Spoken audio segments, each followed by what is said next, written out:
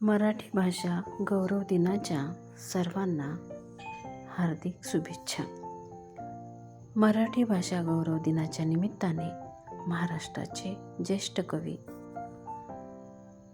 कुसुमाग्रज यांचे साहित्यिक योगदान आणि महाराष्ट्राचे मुख्यमंत्री वसंतराव नाईक साहेब यांचे भाषिक व प्रशासकीय योगदान यांचे स्मरण करणे म्हणजेच मातृभाषेचा खरा सन्मान होय. 27 फेब्रुवारी हा विष्णू वामन शिरवाडकर उर्फ कुसुमाग्रज यांचा जन्मदिवस. महाराष्ट्राच्या सांस्कृतिक, साहित्यिक आणि भाषिक क्षेत्रात त्यांनी मोलाचे योगदान दिले. मराठी भाषा ही ज्ञानभाषा व्हावी, तिचा गौरव वाढावा यासाठी त्यांनी आयुष्यभर अथक परिश्रम घेतले.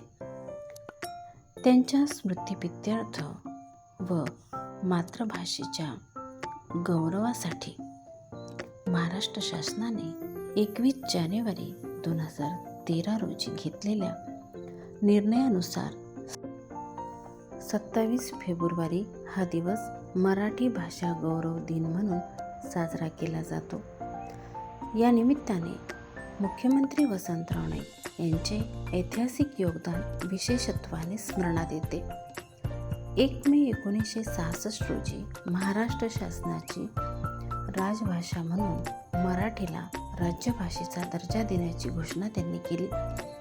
मराठी भाषेच्या समृद्धीसाठी आणि प्रशासनात तिचा प्रभावी वापर व्हावा म्हणून त्यांनी ठोस उपाययोजना राबवल्या. महाराष्ट्र शासनाची स्थापना 1 मे 1960 रोजी झाली. मात्र शासन व्यवहाराची भाषा ही इंग्रजी होती.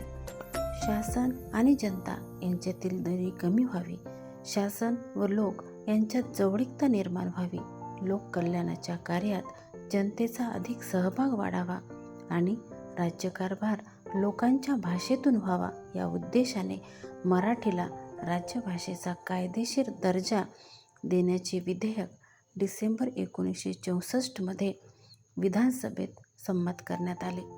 त्यानंतर 1 मे 1966 पासून शासनाचे सर्व कामकाज मराठीतून चालवण्याचे आदेश राज्य सरकारने दिले.